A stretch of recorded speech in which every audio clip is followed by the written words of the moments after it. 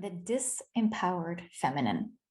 I'm Laura, and I'm going to share with you about the 3 archetypes that live in the realm of the Disempowered Feminine, our inner world when we lose consciousness, when we give up the seat of our inner throne and awareness and love. So our inner world, or our psyche, is made up of a lot of different and often conflicting needs, desires, and feelings. This is what most people, they don't understand. They think that they have maybe one or a few main desires and wishes, and then they try to intention and manifest those desires. But what you don't realize is that you are made up of a multitude of different and often conflicting desires and needs and drives. One of these drivers is the ego. Now, different from most people tend to think, there's nothing wrong with the ego. We all have one, and actually it serves a purpose. It was created and designed to keep us safe. Its own idea of safe. The ego doesn't care much about truth or your essence. It's mostly just concerned with its own stability. The ego wants power and control, but manipulating in order to get power is not real power. Deceit is not real power. Lying and cheating is not real power. It's not real control. It's not real and it's not lasting. And this is why there's a part of you that always feels unsafe and insecure and worried. And this is what I want to dive into today. The disempowered feminine is birthed from fear and ego. It's birthed out of the need to feel safe. But it's this misguided thinking. Until we become aware of everything that drives us, all of the unconscious driving forces especially, we'll be sending out mixed messages, mixed signals to others and also to the universe. So this is one of the things that we really dive into in my work and in my membership. All the things that get in the way and eventually lead to you feeling stuck and frustrated and powerless and unhappy. And the truth is, if we're not aware of what's inside of us, we are giving up our personal power. We're letting something other than our purest part run our lives. This is the disempowered feminine. It's playing coy and confused and helpless, or hardening yourself and rejecting your softness and your vulnerability. It's giving and giving and giving so that people know just how selfless you are, just how invaluable you are. Or it's seducing and playing on your sexuality and your body to get what you want. Gossiping, spreading rumors, all this kind of behavior. These behaviors, they're seductive because they're easier. It's easier to manipulate or tell a white lie rather than actually tell the truth if telling the truth has uncomfortable consequences for you. But what life, what kind of future are you building on this kind of behavior? Often the right or the true choice is the difficult choice. But power is truth and truth is power, and the two, they just go hand in hand. So being in integrity with ourselves and the world, it's not always easy, but it's the only real path to freedom. Every time we turn our back on the true thing, we're actually giving away our power, and we're dropping into that realm of the disempowered feminine. We are literally disempowering ourselves when we abandon what is true, what is real, because we drop into this state, a consciousness, a way of thinking where we believe that we are powerless. We believe that there is no other way the situation can be handled or be seen than the way that we're seeing it. So the first thing to understand is that the disempowered feminine is a type of consciousness. It's a frequency, it's a way of thinking that we drop into where we believe that we are powerless. We may be aware or unaware of this thinking, but this energy, it pervades our entire system and it influences our mood, our actions, our behaviors. It's the filter through which we view and experience life. So there are many levels of consciousness, but for the sake of simplicity in this work, I usually just refer to the 2 extremes. So there's the highest and there's the lowest. There's love and there's fear, to keep it simple. And the disempowered feminine, which is also known as victim consciousness, is a form of consciousness. It's a filter through which we interpret the world. It's a very low level of consciousness. It's one of the lowest that exists, actually, because victim consciousness, it's born out of pain and fear. So low frequency consciousness, like fear, creates feelings of resistance in us, like anxiety, resentment, guilt, doubt, stress, anger. The fear we experience is based on scarcity. There's not enough, and I'm not going to get it, or I can't have it. The need for safety. So the world is dangerous, looking for someone or something else like money to make us feel safe, and feeling separate. I don't belong. I feel lonely. They're different from me, all of those. So we believe that our fears, they're real, and then we build this whole life around trying to avoid our fears being triggered. We give away our power and we ignore our own truth. It's the price that we end up paying to avoid coming face to face with our fear. Such a high price to pay. It's actually too high a price because our soul gets sucked dry. Our life force energy diminishes, our pleasure diminishes, and instead we start experiencing these feelings of resentment. This is why so many people are feeling depressed and anxious and stressed and frustrated. But our own power, our personal truth is behind that fear. It's on the other side of it. We have to work through it. We don't understand that our thinking, our thoughts, are what actually control and determine our feelings and ultimately our whole life experience. We don't realize that the only thing that we actually have control over is how we feel. It's the only thing in this world that we can control. We can't control others or the outcome of situations, but we can control how we experience something as a disempowered victim of life or as a powerful sovereign being. This is the foundation of my work, helping people access that personal power through accessing their truth. And then, of course, facing their fears as they do.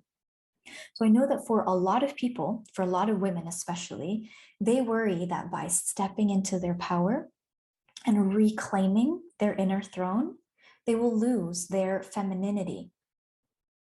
It's this misconception that Disney movies and fairy tales have taught us, that we need to be these damsels for the prince to come and rescue us. For us to have our happy endings, we have to give up our power to get what we want. Or we believe that we have to protect ourselves from that big bad world out there. So we create these hard masculinized shells around us as protection. Or we believe that we have to be nice and sweet and good and give and not ruffle any feathers. Just please everyone around us. That's what good girls do, right? So most women, they develop a little bit of all of these three energies: the powerless damsel in distress, the hard-shelled woman, and the people-pleasing good girl. Some version of these three archetypes lives inside of all of us. So when we haven't been taught other ways to get our needs met and to protect our tender hearts, it's very difficult to change our ways. It's easy to get sucked into the pain and the fear of life because there's so much of it out there after all. And it becomes really easy to feel victimized. So something happens and suddenly we're in this vacuum of frustration and overanalyzing and powerlessness. It's this black swirling pool that's just sucking us deeper. Poor me, why me? And it's really hard to take responsibility for ourselves in this space. It's really difficult to say, enough, stop. This is my life. And if I don't like what I'm experiencing, I'm going to do something about it. But I will do it from a place of this open-hearted trust and love rather than anger and resentment and fuck you energy. Usually, what happens is the latter. We sink deeper and deeper and deeper into that black hole of despair and energy. It's really difficult to release the fear and the resentment and all of the past hurt and pain. But without knowing it, we hold on to it thinking that we will actually lose a part of ourselves by letting go of it. The disempowered feminine, which is also known as victim consciousness, is when our beliefs and our experiences and our trauma run our lives. Whatever thoughts and feelings we're having, we believe to be true. We believe them to be an accurate representation of reality, not realizing that they are just our thoughts, how we happen to be interpreting life in that moment. Victim consciousness and the realm of the disempowered feminine is essentially believing that you are at the mercy of life, that life happens to you, and that you are powerless to do anything about it. It happens in moments, but it's also a way of thinking about life. It's based in and bred out of fear. And so you end up behaving according to these thoughts and these beliefs, repeating patterns. And importantly, you're not aware that this is happening. You don't stop and think to yourself, my thoughts are interpretations and they're rooted in fear. Maybe this is not true. No, you're completely identified with this thinking, and you believe that you are completely and totally and absolutely justified to think and feel and act exactly this way. And sadly, or scarily, this is how most of the world is operating and living, and how many make their decisions. So I do want to make a parenthesis here and distinguish between victim consciousness, the disempowered feminine, and what I refer to as victim in my work. Because this is really, really important to understand when we do this work. A victim, and I haven't found a better way to say it yet, is someone who is actually the victim of an assault, of abuse, crime, etc. Remember that consciousness is a filter, it's a perception, it's a way of thinking and interpreting life and situations. So victim consciousness and the disempowered feminine, it happens when we view, interpret an event through a lens of fear and pain, and you feel victimized by it. So you can be a victim without being in victim consciousness about it. And you can also be in victim consciousness without actually having had anything real happen to you. It's just your mind making up stories and you feel sorry for yourself. Poor me, poor me. So victim consciousness is a state that you can be in regardless of other life experiences. It's about how you perceive life or a moment, and you have the choice. You're only a victim if you choose to be one. So when most people are introduced to this topic, their ego flares up. They want to clarify that they are not in victim consciousness and that they don't give up their power or give it away. And that if and when they do that, there is always a good reason for doing it. I get it, because I felt like this too when I was introduced to this work. I justified and I made excuses and I got angry. And reacting like this is just a sign that there is victim consciousness in you. This is the disempowered feminine. My work is really just about helping you identify these patterns that don't serve you.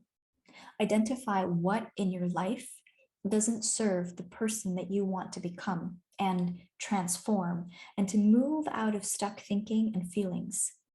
It's about saying, now is the time. Rather than look at and try to fix all the specific things on the surface, I'm actually ready to dive really deep and clear out all of these patterns once and for all. I want to make a change and I want to do it now. That's what it's about.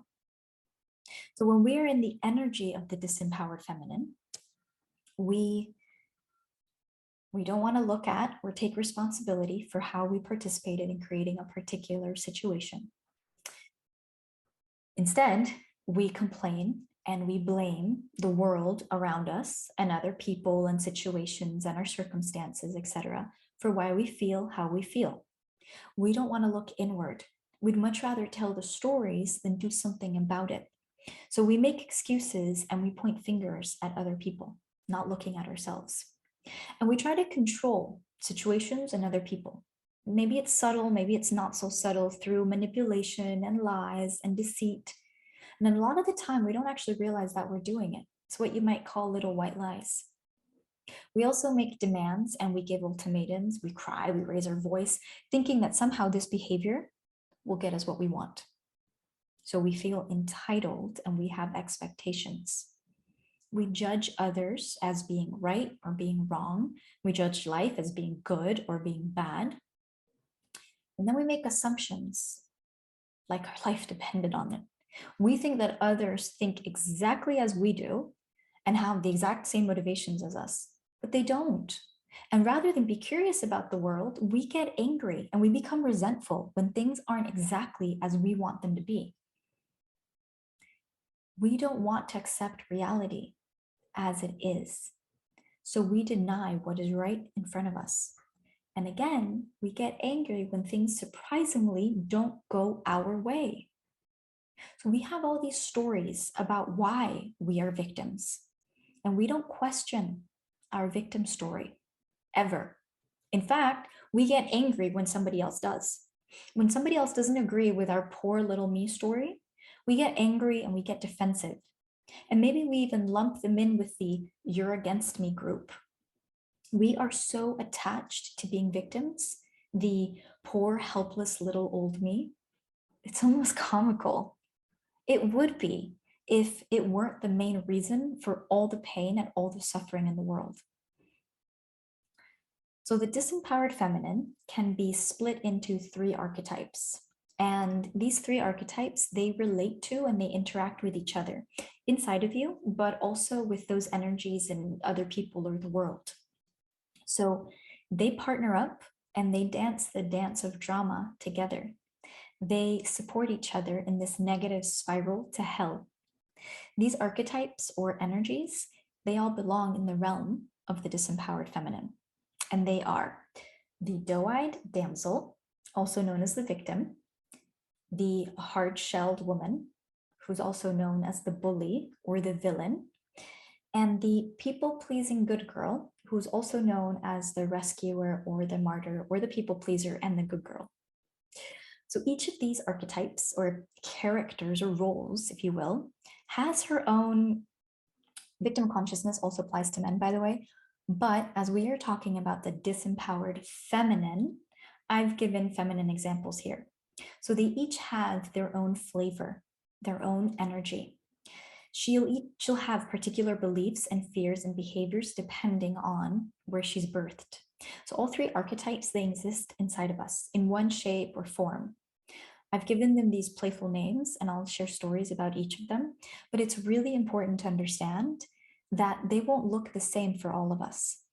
It's important that you discover exactly how they manifest for you. And if you want help to identify exactly how they show up for you, you can reach out to me and we can do that on a call. So let's dive into the 3 archetypes in a little bit more detail so that you can start getting an idea of how each of them presents herself in your life. Start with the doe-eyed damsel, the victim. The doe-eyed damsel, who's also known as the damsel in distress or the victim, is in distress. She is helpless after all, right? She is a victim of life. The "I can't, please save me, do it for me so that I don't have to." Remember, this is the energy of the pattern. It doesn't mean that you're like this always, but there are moments when this energy plays out in your life. Just notice, right?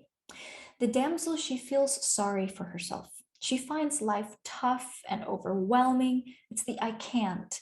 It's a very immature energy. It's like a little entitled princess who wants all the nice things, but she doesn't want to have to do the work for them. She doesn't want to have to take responsibility for making it happen. She's resentful and she blames others and she blames circumstances for her feelings and her life situation. She complains and she whines, but she doesn't really want a solution from you. She just wants you to fix it for her, her Prince Charming, whether it's an actual man or money or something else. She just wants to be rescued from herself so that she doesn't have to deal. It's a lack of responsibility. So we resort to this behavior when we believe that it can get us what we want. It really, truly is like a persona or a role that we play, but we've just become so accustomed to the role that we forget that it's a part. You believe that it's a part of who you are. Maybe your voice can get all girly and high-pitched, or you giggle like a schoolgirl at his dumb jokes so that he can feel cool and macho and think of yourself. And you actually end up thinking, what was that? Or when you feign confusion and not knowing so that someone will offer you help, this is all manipulation. It might seem harmless, but the truth is, it's not true. It's not who you really are. And by continuing to play this role, you're keeping yourself stuck in an energy that doesn't serve you. And you're also keeping other people around you stuck in a role and an energy that doesn't serve them or your relationship with them. The damsel, the victim's core beliefs are, I cannot take care of myself. I cannot handle life, my business, the household, whatever it might be. If I'm helpless enough, someone will come and save me.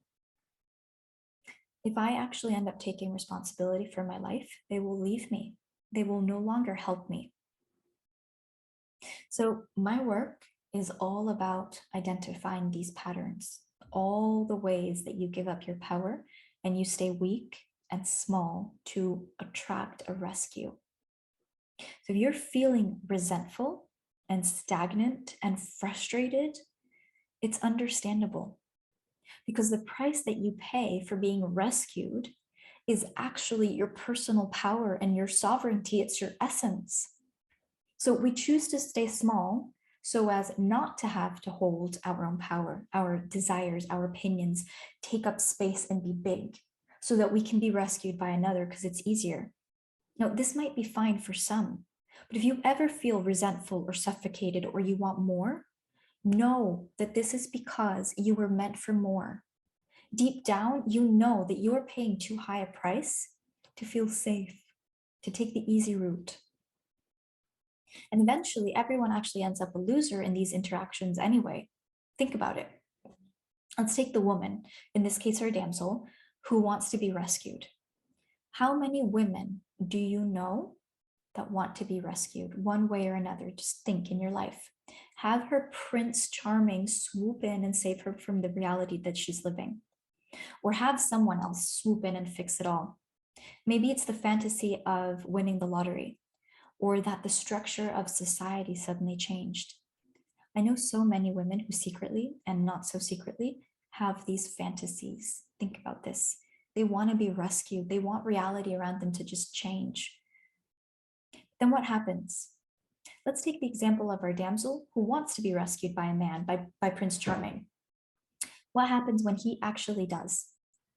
When he does comply and rescues her, most women become resentful of him. When the masculine does swoop in and saves her, the feminine becomes resentful because she's reminded that she's powerless. She feels infantilized by him and the fact that she needs him. While part of her wants the rescue, another part, and that truer part, actually wants to be invited to step into her power. Being in your power doesn't mean that you can't ask for help. A genuine ask for help. But the damsel, she doesn't do this. She manipulates and she seduces that help. It's not true or mature. So poor men, they can't actually win. Imagine now that he says to you, fine, I won't rescue you. You are fully able and capable. I believe in you. The damsel in you will become resentful when he doesn't rescue her, because she doesn't want to have to take responsibility for herself and for her desires and for her life. Do you see that push-pull inside of you? Because she doesn't want to have to do the work, because yes, weaving your dreams into reality does require work and it's scary, but she feels entitled to her dreams and her rescue. You should do this for me because. Then there's the element of how difficult you actually make it for people to interact with you as a damsel. For example, how difficult do you make it for people to tell you the truth? How difficult do you make it for people to share how they feel with you? How do you react? How do you respond when they tell you how they are feeling, or whatever their truth may be in that moment? How do you make people feel when they're honest with you? Do you receive it, or do you react to it? Do you get triggered? Do you receive it openly, or do you push them away?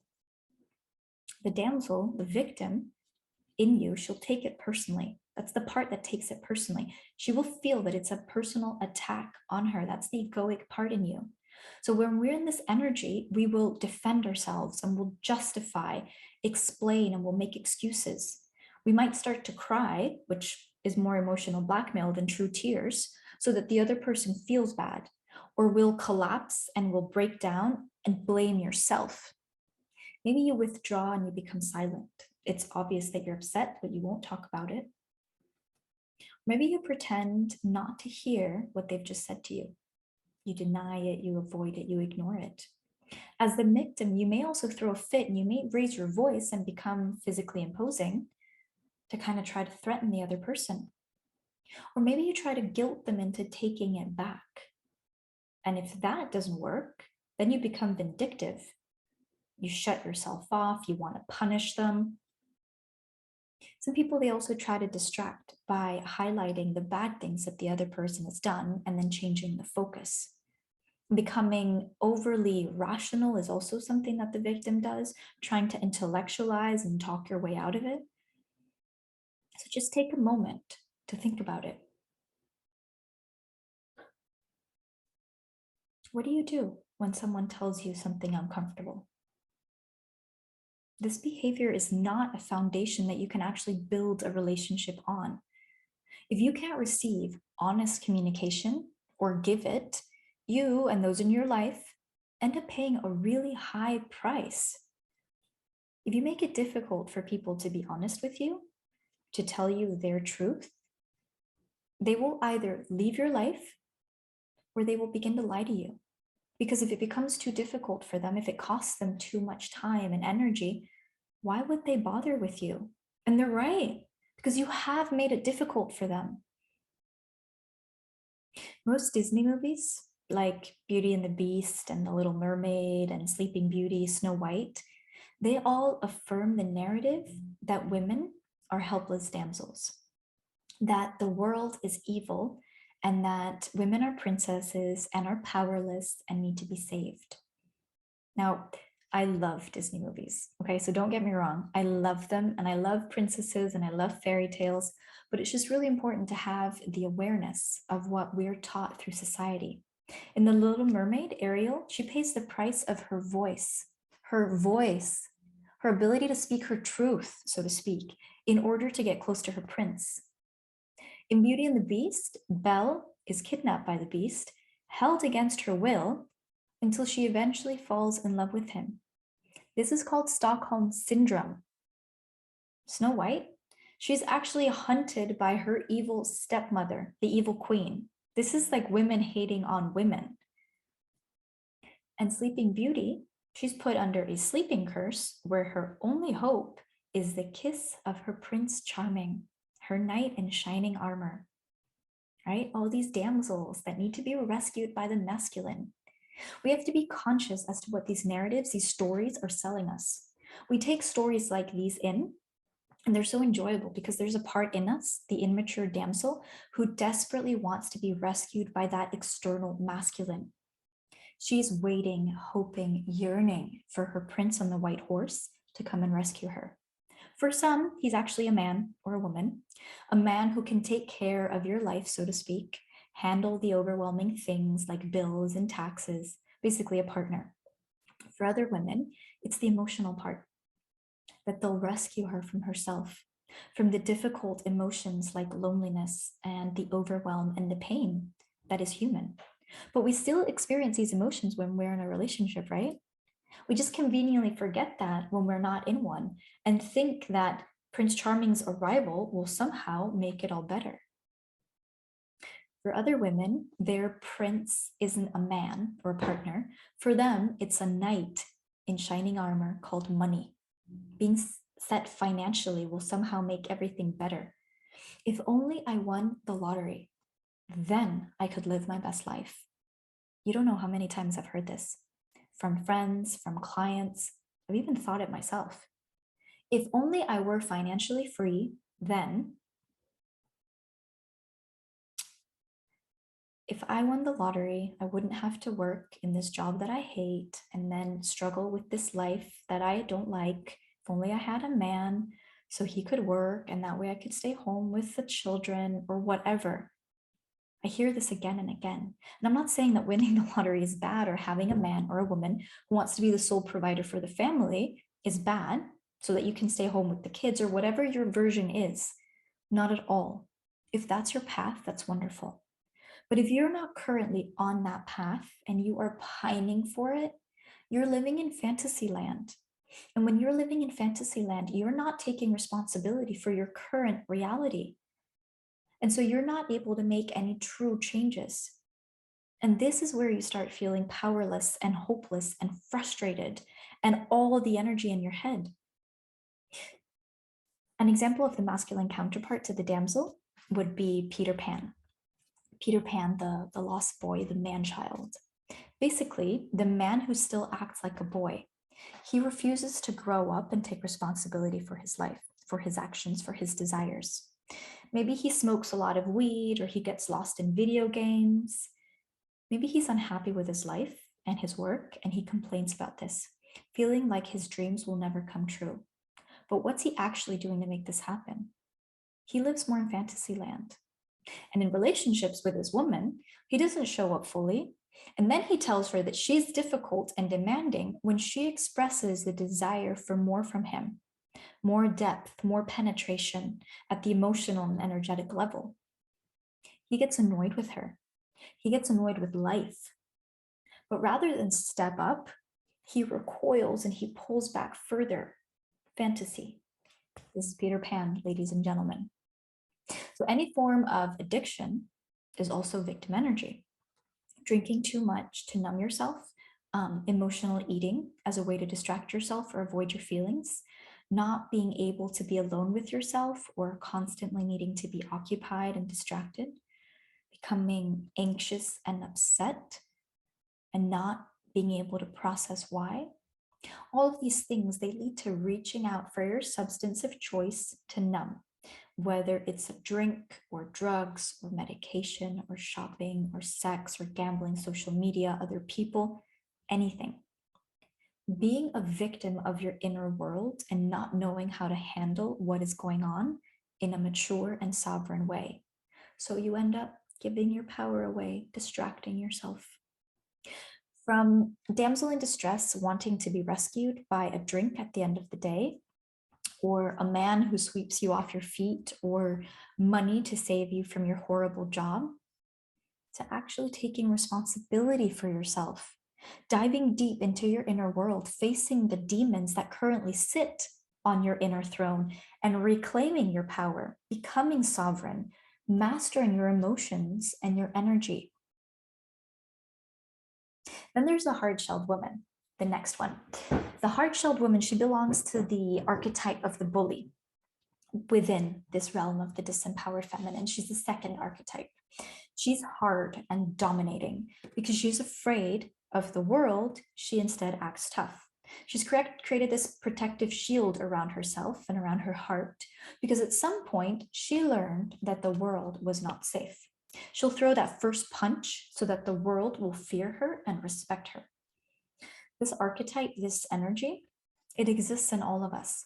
It's the part of us that feels unsafe in the world. Your life started out protected and you were shielded from the ugly, everything ugly in the world. But somewhere along the line, you came face to face with something that made you feel unsafe. And you started to believe that the world is not actually a safe place after all. Maybe you had a bad experience, or maybe you had several. Maybe your parents told you never to trust anyone, or maybe you picked it up in movies and through family members in school. You learned that you needed to protect yourself. And so you started to create a shield of protection around yourself, around your heart, really. These layers and layers and layers, shells of protection over time. You started to harden. Maybe it's been so long that you no longer believe that you can be soft and open and feminine, because you see softness and openness and vulnerability as signs of weakness. Maybe you even laugh at the idea of being soft, right? You look down on it. Feminine does not necessarily equal soft and sweet and nice. No, the feminine can absolutely be wild and fierce and chaotic and dark. The feminine is also the turbulent ocean storm, the waves crashing in over the ships, threatening to pull those sailors down to the ocean floor. But no matter how wild and fierce and powerful the sea is, it's never hard. It's never closed. Yes, she can also be soft and sweet as the flesh of a peach, the soft flesh that's gently pulled apart so that the sweet juices, they drip down your hands and your lips and your chin. But it's also very much the cool and dark and salty waters of those wild waves. The ocean, she bows at the feet of no man. She fears nothing. And because she fears no thing, she does not need to protect herself. She is as she is every day. But we fear heartache and we fear pain. I mean, we even fear beauty and love. So we've become hard and we've created these shells around us to keep us safe. As women, collectively, we have become hard shells. Do you keep people at bay to protect yourself? Do you keep people out and only give a little bit just so you can feel safe? Yes, maybe you do feel safe, but you probably also feel lonely, disconnected, because this is not our natural state. Our natural state is to be open and free as the ocean, as the wind. Softening open into our true feminine essence is just too dangerous for us. We believe that we have to be perceived a certain way, to be strong and independent and capable and perfect. Because, oh, the shame. If someone were to see your cracks and your flaws and realize that you're just merely human. The shame. If someone were to think that you were a damsel, helpless and weak. So instead, you become this overachiever, perfect, independent, resilient. The truth is, you bully yourself, pushing yourself to your limit, not wanting any help, and needing to prove to the world just how strong you are. And then you bully others too. You bully others before they have a chance to bully you, before they have a chance to spot your weakness and use it against you.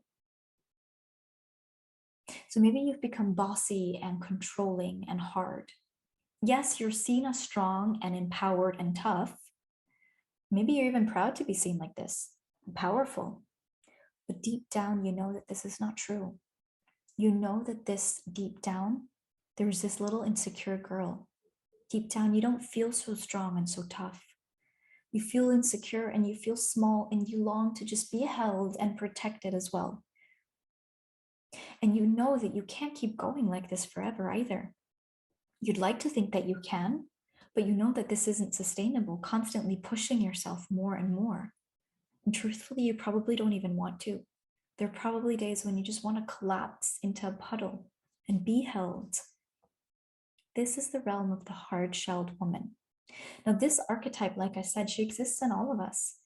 It's hard not to have a version of her in this modern world where achievement and independence are valued almost above anything else. Because the hard-shelled woman, she's seen as so strong and tough, many people actually find her scary. And because many find her scary, and it looks like she has access to her power, she's often cast as the villain of a story. So this is the evil queens and the Cruella de Vils of the world. How do you begin to recognize this archetype in yourself and in others? This is the part of you that criticizes others and is manipulative and belittling. All of these tactics to try to stay in power. So it's the side in you that puts others down and makes them feel small or insecure or inferior. Because when others are down, you get to be up. Then you feel superior and powerful, in control. Maybe you even feel superior to others at times. So it's the part of you that also takes the power from others and dominates. It's a seesaw mechanism. It's a power play. And the hard woman will do whatever she can to stay on top. This is a part of you that doesn't respect boundaries. It doesn't respect a no. It's the part of you that will keep pushing a little bit and arguing. Now remember, these can be quite subtle in your life. But think about when you do this. Most people, they do this one way or another. I'm obviously painting a more extreme picture here so you can see it. And for most people, like I said, this behavior could almost pass as acceptable. But the energy in it isn't okay. And the relationships that it fosters also aren't exactly what you desire. There's an edge to them. So I'm going to paint you a picture now of a woman. a woman that I think we all recognize. Maybe she's even you in some way. She grew up in a home with chaos and unpredictability, yelling, anger, blaming, pain. What she learned was that she had to protect herself. She had to protect her tender heart. So she grew a hard shell to keep safe in a world that was full of hurt and pain and chaos. And as an adult, when she started work, maybe she started work at a work culture where it was rigid and hard and cold, achievement-oriented, result-based, prove your worth kind of attitude, those sharp elbows, push and fight and claw your way to the top. Trust no one. So her face and her body becoming more hard and more rigid with time, more closed. Her appearance more masculinized and tough too.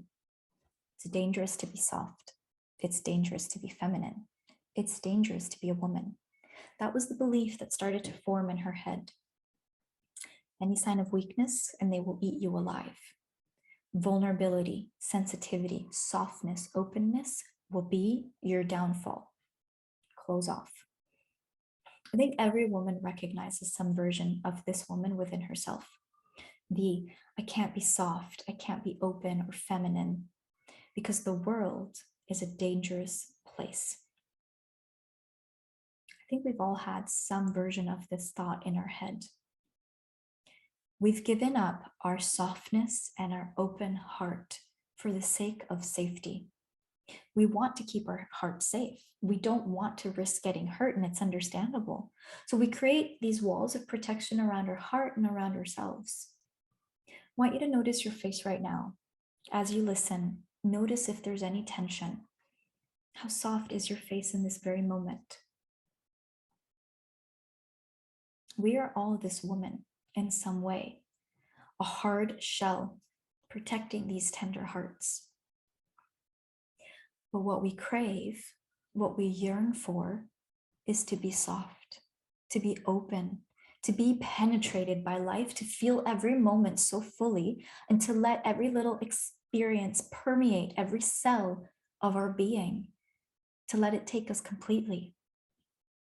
If you desire to experience the kind of love that floods your soul, the kind of love that washes onto the shore of every crevice of your being, you'll have to let your walls down. You will have to let your armor melt away. Allow this hard, protective shell to disintegrate. We crave so deeply to be seen by our lovers and by life, and yet when we are met with this deep seeing, we're actually unable to receive it. Our bodies, they clench around that bliss of being seen. There's a wound here, there's a trauma. At some point, we let ourselves be seen and we were betrayed. We learned that it's not safe to be vulnerable, that it's dangerous to be seen. So we built that armor around our hearts. But still, we long for that love. We long to be known for everything that we are. The little girl who dreamed of being rescued by her prince may one day have woken up and decided that he wasn't coming, that no one was coming to her rescue. Waking up to this cold, harsh reality may have been so heartbreaking, and in that moment, decided that she was never going to let the world break her heart again. She was never going to need anyone again, never let anyone past her armor.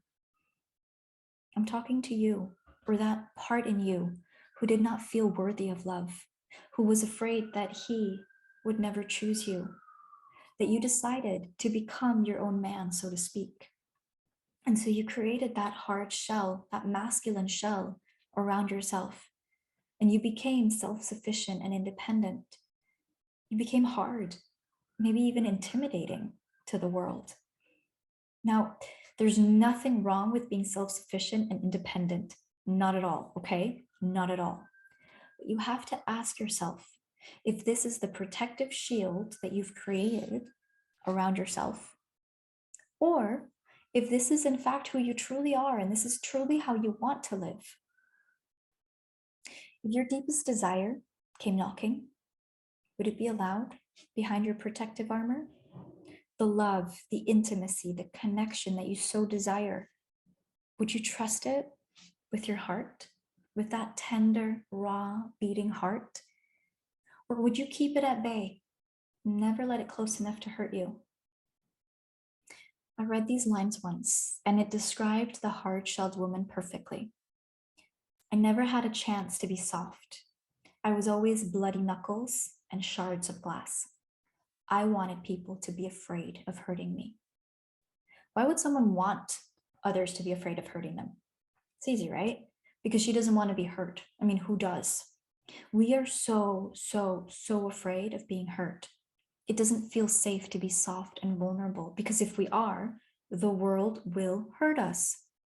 That's the belief. So instead, we become those bloody knuckles and those shards of glass. We control and we dominate others before they have a chance to control and dominate us. If people fear, I mean, maybe it feels like respect, maybe we feel safe. But there is a price that we pay with that.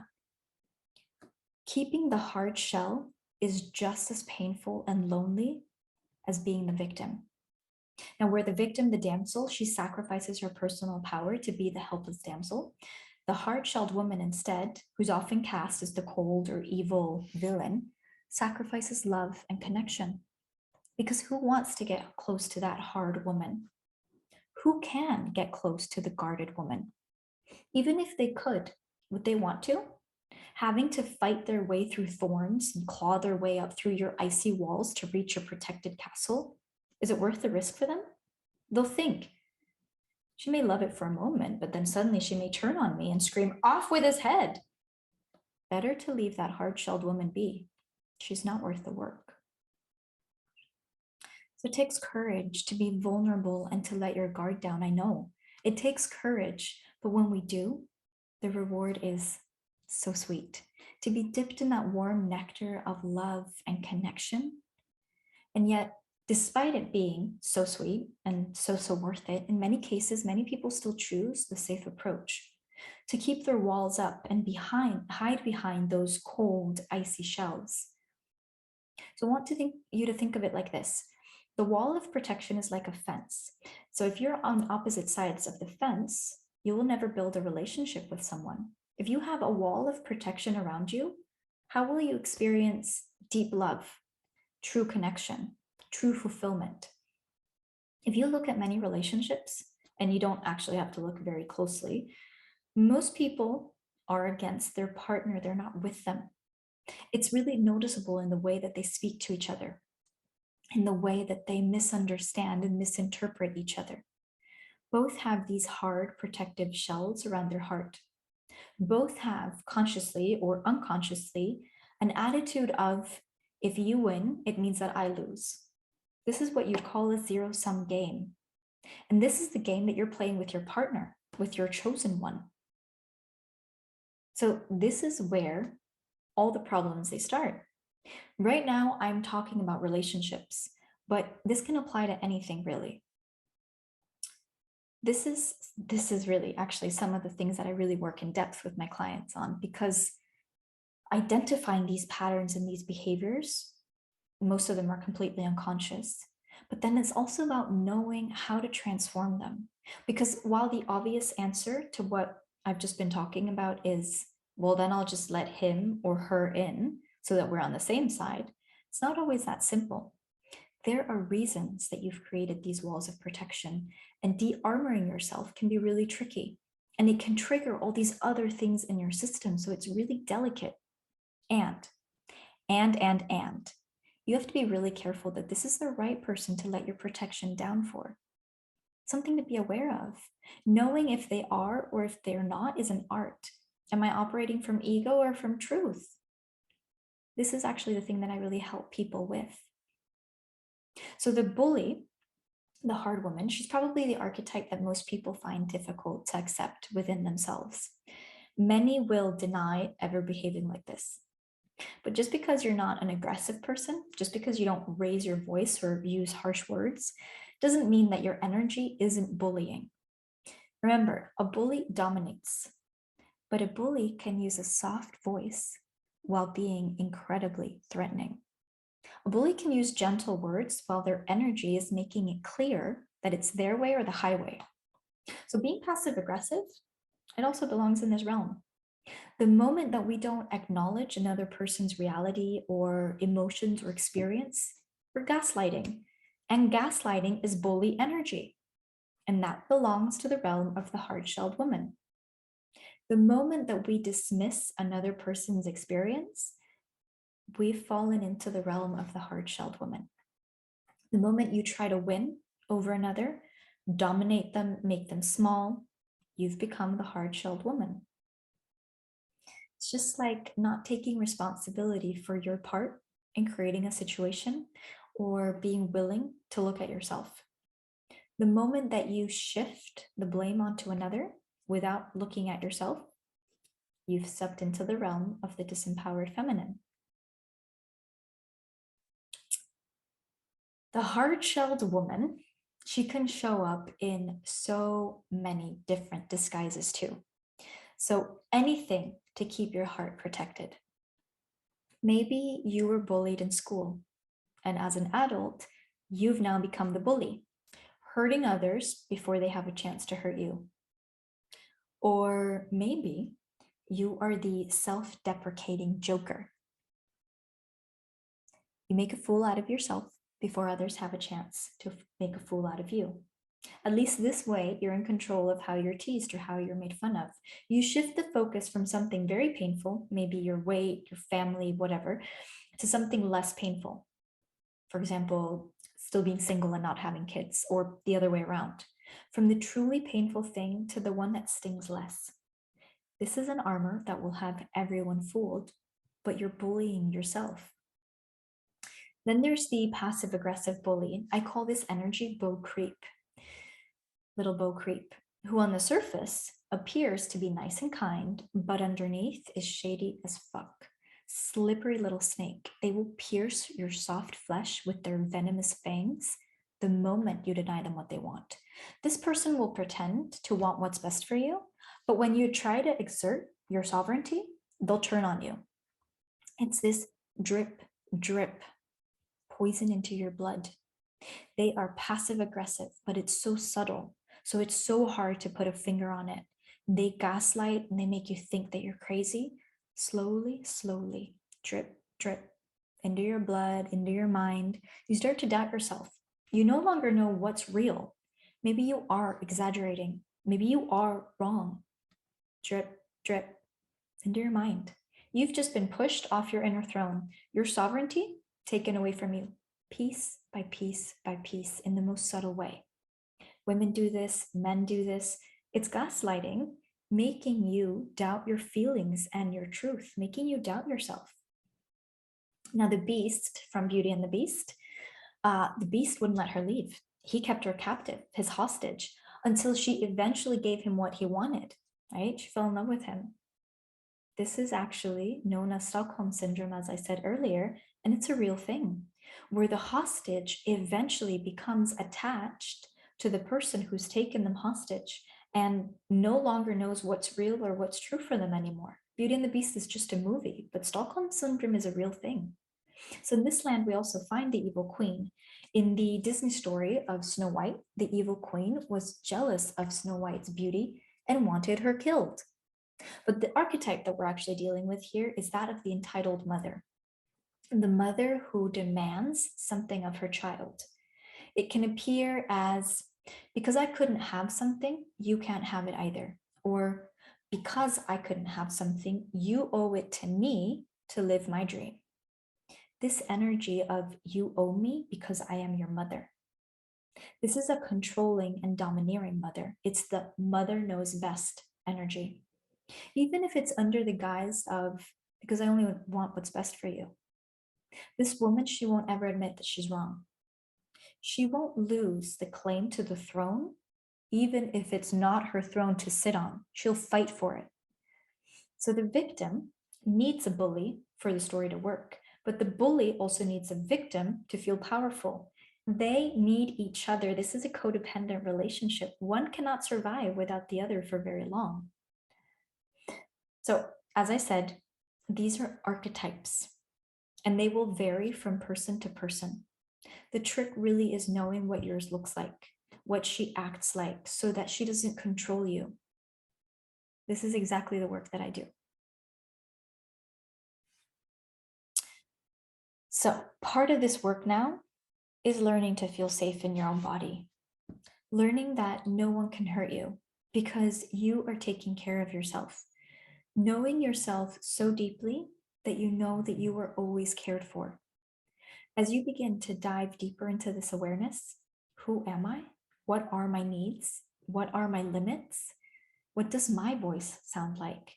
It becomes less necessary to be loud and hard and to always protect yourself or be on the defense. You learn that you can soften. You learn that you can open. So, another codependent relationship is that of the rescuer and the victim. The rescuer, the final one, is also known as the people pleaser or the good girl.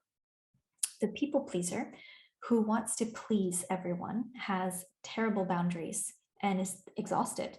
And the good girl, who wants to be liked by everyone, she's sweet and she's nice and she's prim and she's proper. And the two can, of course, cross over and give us the people-pleasing good girl. So this final archetype, the rescuer, needs to be needed. She needs to be there for others. She needs others to need her. The big, bad, bully world pushes her to say yes. She always needs to help and fix. So always sacrificing herself, but making damn sure that everybody knows it.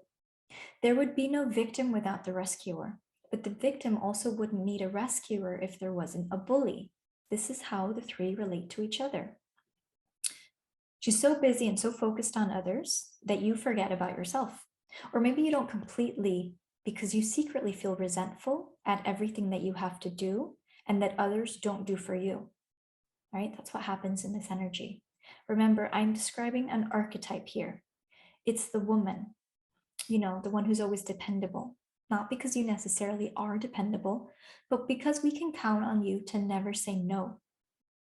You really struggle with the word no. You really struggle with boundaries.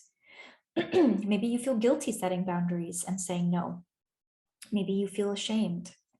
Maybe you were never allowed to say no growing up, so you never really learned how to, or that it would be respected, that it's okay to have limits.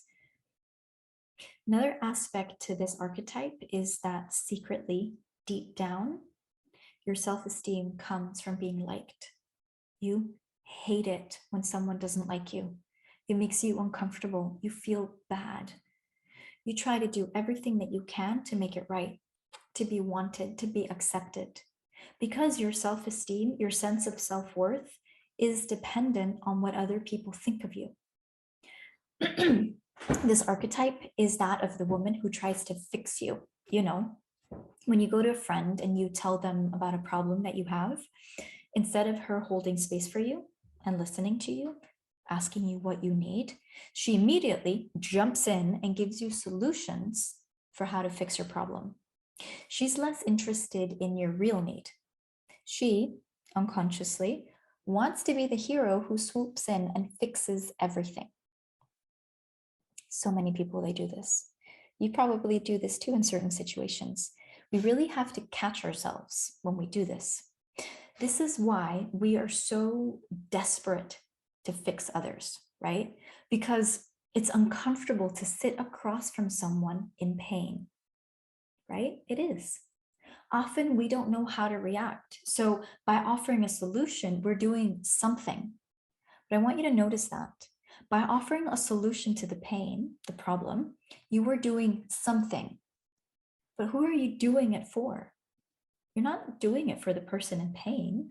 You're doing it for yourself because it's uncomfortable for you to sit with someone else in pain. Or maybe less extreme, it's difficult to sit with someone who has some sort of issue and not say something useful. But why do you need to be useful? That's about you and your need. And when we try to say something useful when the other person hasn't asked us to, when all they wanted was to share, what we're really doing is disempowering them. We are turning them into victims.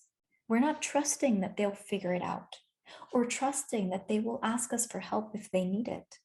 We are actually perpetuating that victim rescuer cycle. By doing this, we're basically training people to be helpless little babies who need us. So we're either turning them into victims or we're keeping them in the victim position by doing this. At the very least, we're doing it because we don't know what else to do with ourselves. But at worst, we're doing it because we want to prove how valuable we are. Either way, it's about us. We're making something that was not about us. So while we disempower others when we try to rescue them, we're actually also disempowered ourselves, because it's so much easier to focus on somebody else's problems than it is to focus on our own. So we actually end up using other people and their situation to distract us from ourselves, from our own stuff, because we're placing all the energy that we could have spent focusing on ourselves on others. We end up staying small too. Now, helping others is not a bad thing. Helping other people is not bad or disempowering, okay? It's not. Well, not necessarily, because it really depends on your motivations. If your intentions are rooted in, for my own benefit, then all you're doing is taking your power, your life force energy, and you are parking it outside of yourself. Many people don't want to hear this, and many people will argue with me on this. So I should just stop helping others. So I just shouldn't be kind anymore. So I should just be selfish from now on so as not to rescue. I can only smile at these kind of questions, because this type of thinking is the reactive ego. This is the reactionary people pleaser. You want to please others, so they'll point out what a good person you are. And then suddenly I come along and I tell you that this behavior is disempowering, both for you and for the other person. How dare she? What I'm talking about here is the difference between helping someone who genuinely needs the help and support versus inserting yourself, meddling, getting involved, offering, when actually that doesn't serve the situation. If it serves the situation, you have to ask yourself, am I rooted or sourced in love or in fear? The people pleaser will answer that she's rooted in love, always, of course. Of course she's rooted in love, but sit with it for a moment. Is there any part of you that's offering your help for your own benefit? Are you secretly hoping for validation, approval, love? Do you expect something in return? Honestly, when you give your support, your time, your energy, yes, your love, and you get nothing in return, no thank you, no acknowledgement, how do you feel? Honestly, if you feel any sort of resentment or disappointment or frustration or annoyance, you're in the energy of the people pleaser. Your intentions, although sweet, they were not sourced in love. You wanted something in return. You were doing it for a reason. Maybe it wasn't clear to you at the time, but it is now. You have to be really honest with yourself to catch this pattern. So be gentle with yourself. It's not about no longer being kind to others. Like I said, that's reactionary thinking. It's binary, it's black and white. No, instead it's about learning to be honest with ourselves, to check in with ourselves and ask, why am I doing this? Who is this serving? It's not about being a good person. Instead, it's about doing what is true, what is right. And by right, I mean sourced in truth and love. Being a good person is a silly concept, because what does it even really mean? Your idea of good will be different from my idea of good. So good, being a good person, it's impossible to be a good person in the eyes of everyone.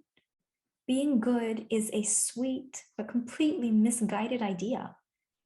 So I often think about the Chinese proverb of the man and the fish. You know the saying, you give a poor man a fish and you feed him for a day. You teach him how to fish and he will be fed for a lifetime. By you being nice and good, you're actually keeping the man poor. You're keeping him small and dependent on you. You're enabling bad behavior. Think about it. If you don't want to say no, enough, or that's not acceptable, you are teaching someone that it's okay to behave in a certain way that's not okay for you. you're really doing them a disservice. Yes, you're being nice, but you're not being kind, because eventually you will get fed up with them and you will end the relationship. Or your child will have poor manners and struggle in life, or whatever it might be. This is the magic of not being good and sweet and nice. Everything has a place and its moment. I really had to learn this too. Needing other people's approval and validation, it makes us do crazy, crazy things, things that are not true for us, that are not actually good for us. We give up our sense of self, our needs, our voice, our essence, our power in exchange for being liked. We're so afraid that others might judge us, that they might not like us. So we end up pretzeling, right? We contort into these weird shapes for others to approve of us. When you are so self-sacrificing, when you give and give and give to the point of self-annihilation, you end up feeling depleted and exhausted. You have nothing left to give, and yet you give some more. So many women do this. I know so many women who give and give and give to the point where they burn themselves out. And they end up being these empty and lifeless shells. Their radiance and light's been completely diminished. It's like a plant that you forgot to water and it dried out. But they'll never admit to feeling resentment. They'll say things like, "This is my role in life." For example, the self-sacrificing mother. And yes, to an extent, she loves her role as a mother. But deep down, she also feels frustrated because she's no longer connected to her woman, to her feminine, to herself.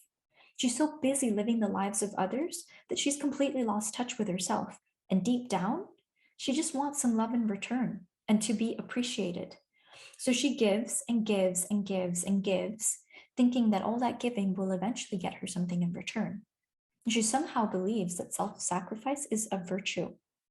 So the core beliefs that are at play for the people pleaser, good girl, the rescuer are: my life is not important. I'm not as important as others.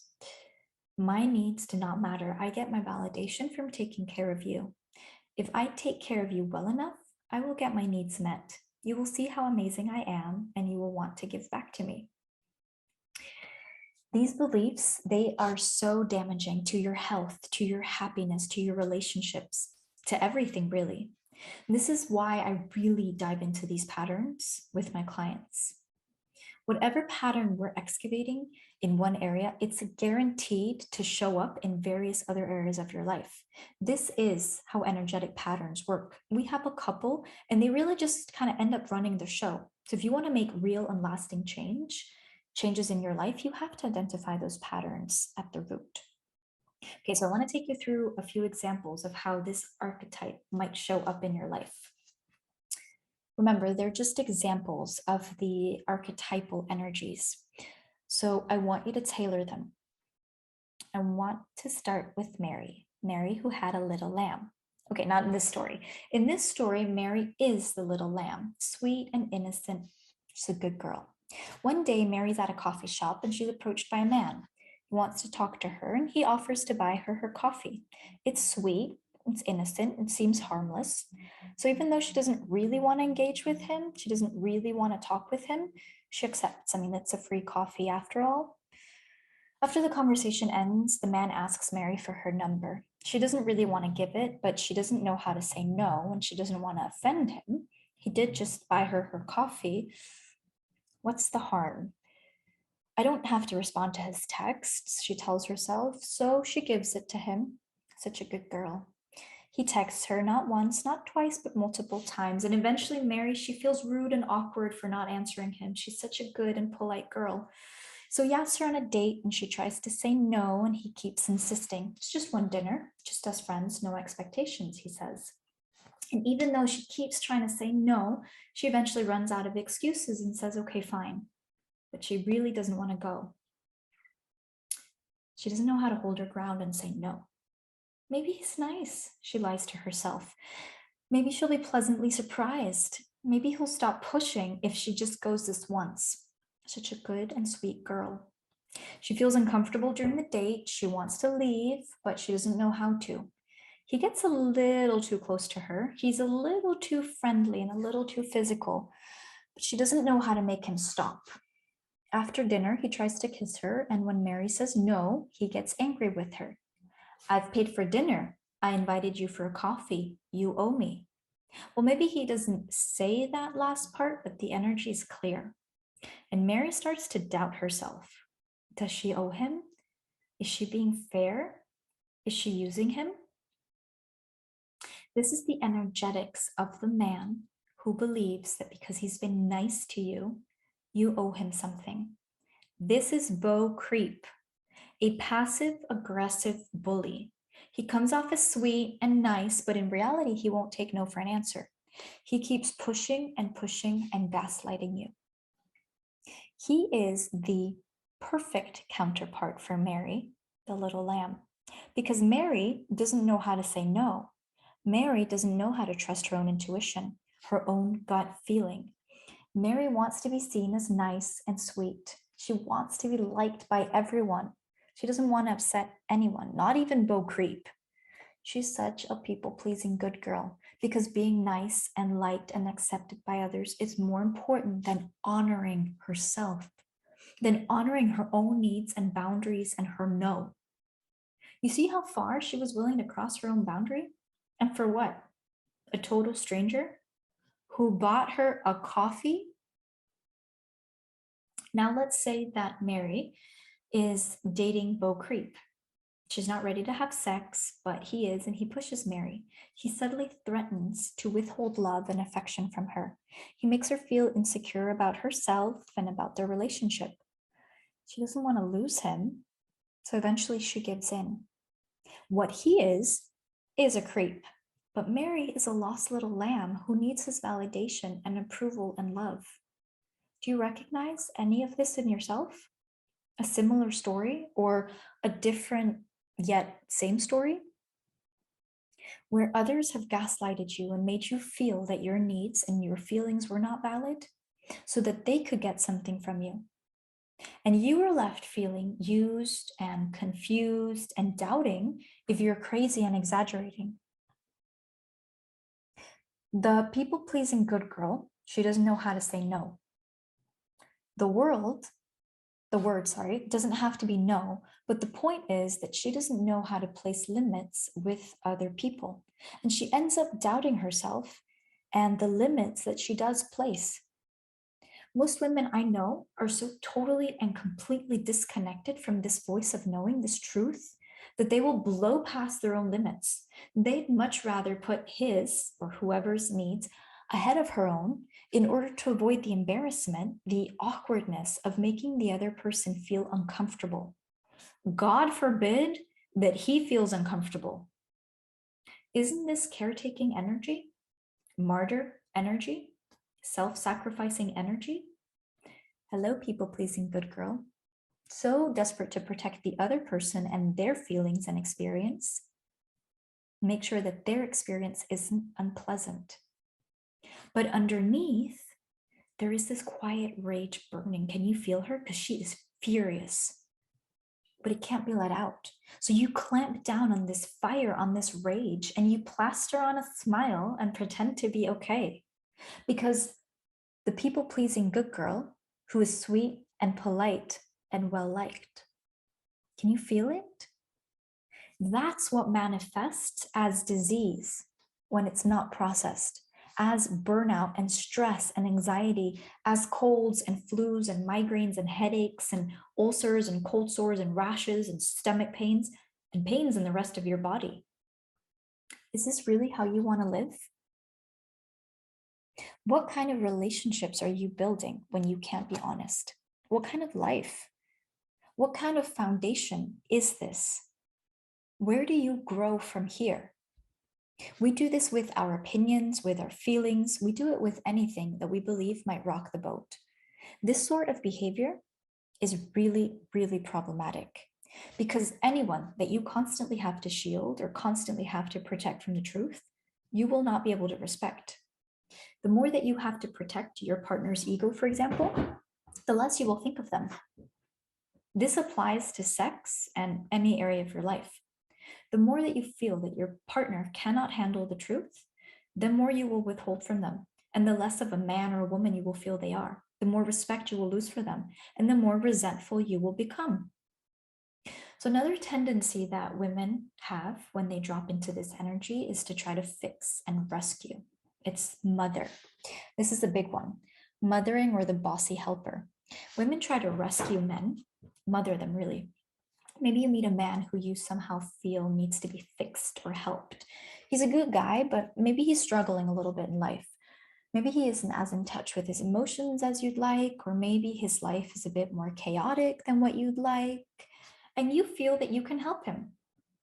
Maybe he's just happy as Larry, but you feel his life could be even better if you just helped him with a few things. Insert yourself there.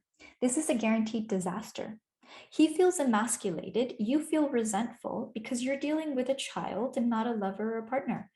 And you're nagging, it kills the chemistry, the romance, the sexual chemistry.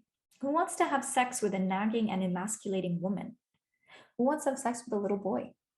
And if you keep doing it, what eventually ends up happening is that either he gives up on telling you to stop, so he just lets you continue your mothering, which again kills the chemistry in the relationship, or he ends up leaving you. You lose either way. But you have created this reality by trying to change him, fix him, nag him, mother him. You started out as the rescuer, and now you feel victimized by him and the relationship dynamic that you've created. Rescuing, fixing, caretaking, people pleasing, and being a good person, they're just not compatible with true ecstasy and bliss, with intimacy and connection, because it's literally the things that kill intimacy and connection. So what's your need to be liked? Because you struggle with conflict, and people who struggle with conflict, it's because a part of them doesn't feel worthy.